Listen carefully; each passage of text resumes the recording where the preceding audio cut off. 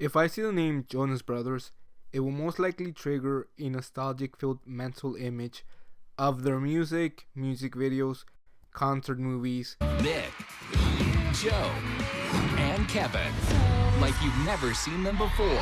the Camp Rock movies, Both got classes to teach. Yours starts in 5. In a place where your friends are your competition. This is not amateur night. or their appearances in Disney Channel shows like Hannah Montana. We could be all over the place. The sun is shining just the way we like it. Their own show, simply titled Jonas, seems to have withered and failed the test of time. After watching the 38 episode series that spanned 2 seasons, I can understand why. The original concept of the planned series was that the name Jonas was an acronym that stood for Juniors Operating as Spies, because the boys were actually working for the government as secret agents, and they would use their rock star personas as covers. They would keep their secret agent jobs a secret from their family and friends. The show was described as a typical Disney sitcom that also had fun action sequences and funny misunderstandings. They went as far as to shoot the pilot episode, but they were delayed for almost 2 years due to a writer's strike. A lot changed during those 2 years. The Jonas Brothers became more popular after the success of Camp Rock and the 3D concert experience. This made the Disney executives want a more grounded show that would attempt to show the kids what the Jonas Brothers' real life was actually like, and how they balanced the real life with the life of a rock star. And to be quite honest, the original premise actually sounds like a good idea, and the other one like a recycled rehash of Hannah Montana that around the time of the premiere of Jonas was nearing its own end. The theme song for this show just gives you the sense of excitement. It pumps you up for the episode and you even want to sing along. I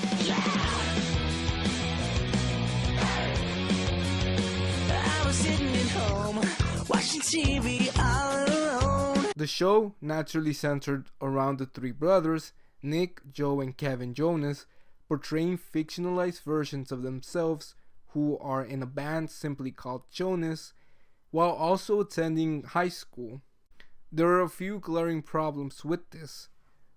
Within the context of the show, we're never told the ages of the boys.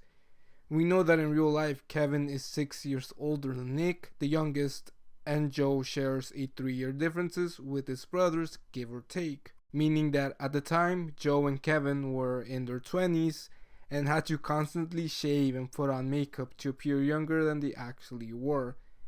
The show never references the clear age gap between them, so does that mean that they're in the same grade level, or are they in different grade levels?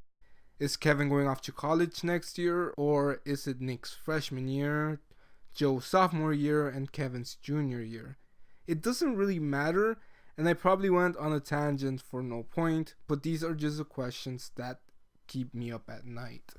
Anyways, another problem with the high school setting is that everyone knows who they are. It's not like Hannah Montana where Miley has another identity, or like in Big Time Rush where they're barely up and coming artists in a school filled with other teenagers trying to break out with their own careers. The Jonas Brothers seem to go to a fairly normal school, but Hannah Montana had established that it's impossible to have a normal life while attending a normal high school as a rock star.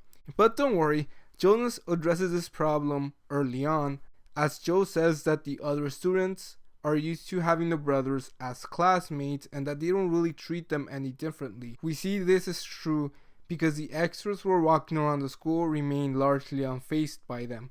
Yet I really can't believe that this will be true. Even if they aren't starstruck by them, I would assume that there would be people trying to befriend them. Nonetheless, the Jonas Brothers are just seen as always hanging out with each other or with their friend Stella and her friend Marcy. We're never told when or how the Jonas Brothers became famous. Was it fairly recently, or were they always famous? And that's the problem with the series, which is that it just sort of starts with no clear beginning. Like also, they live in a firehouse for some reason that's never specified. I mean, they do look really cool going down the fire post, but there's no purpose for it aside from them saying how it's great that they live in a former firehouse. The supporting characters consist of their parents, their little brother, and Stella and Marcy. And if I might just add, their dad looks more like the roommate than their actual dad. If this show commits one cardinal sin, it would be that the only purpose that Stella and Marcy have is to either gush over the boys or try and help them fix their problems. Stella is apparently their official stylist, while Marcy is a Jonas superfan, which is her only apparent personality trait. I also had one minor complaint about the layout of the school. They have this weird little courtyard right in the middle of their school. Architecturally, I don't understand the point of it. Once there are more than 2 people in there, it just starts to look crowded. I know that it's there for the narrative of the show where 2 people could be in there having what appears to be a private conversation, but it also allows for other characters to be observing them and commenting on the situation without disturbing the 2 people. But it still just looks weird there. While watching these episodes, one thing becomes pretty clear, which is that the Jonas Brothers aren't actors. Their line delivery just comes across as very awkward and flat. They're fine when it's just the 3 of them and they're playing off on their natural chemistry. It's when they're interacting with the other actors that their timing just feels off. And of course, it's more obvious if they're acting with professionally trained actors. You might be wondering what the episodes are about. The first season is very episodical and each episode has its own self-contained plot and they all just feel very dumb and juvenile. There's an episode where they all fall for the pizza girl, and then there's another episode where their friend Marcy thinks she can sing, but she's actually terrible at singing, but the brothers and Stella are all too afraid to tell her differently because they're afraid they'll hurt her feelings. Another episode, their dad threatens to cancel the tour if they fail their geometry test. And then there's also another episode where there's a girl that Joe likes, but she doesn't like rock stars, so Joe stresses out and decides to join the orchestra band and try to quit his band.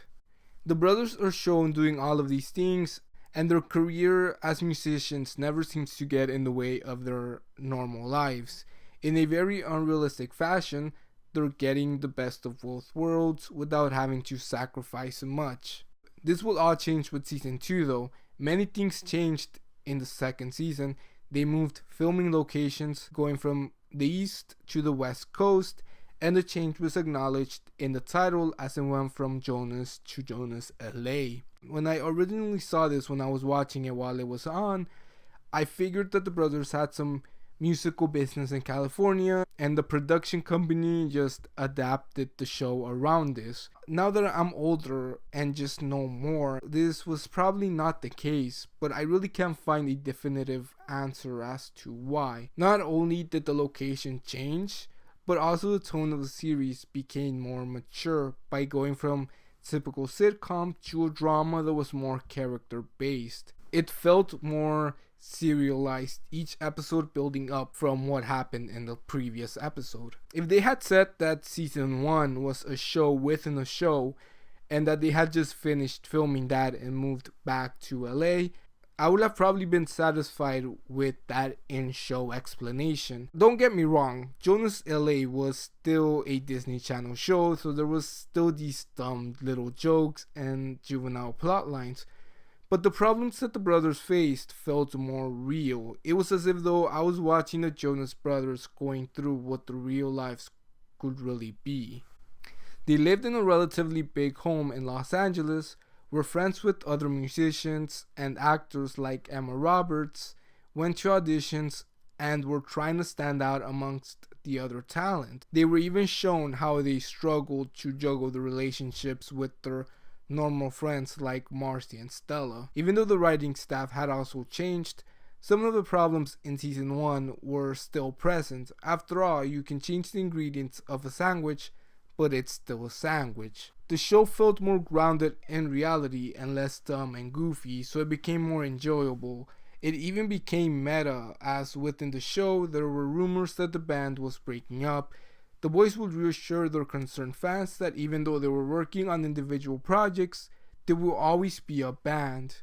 Ironically, the show ended, and the actual Jonas Brothers probably felt relieved about this, as now Jonas is hailed as one of the shows that is hated by its own stars. Then, 3 years later, funnily enough, or sadly enough, depending on who you ask, the real-life band did break up and went their separate ways, going on to appear in a couple more movies and TV shows, mostly as guest stars playing themselves, leaving behind Jonas as a long-forgotten relic of Disney Channel's past. They did recently release a new single, but for fans of Jonas, I doubt there will ever be talks of reviving this show. I'm not sure if I would recommend this. I know that a lot of people still love the show whenever they're reminded of it. I would say that if you're going to watch it, then just skip on to season 2 and watch those 13 episodes.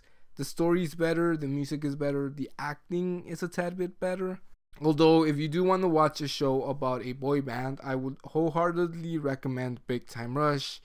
It has good humor and more engaging characters. It does have a cartoony feel to it, but it's very intentional and they make it work. So yeah, that's the end of the video. If you enjoyed it, please give it a thumbs up and subscribe. I'll see you on next time.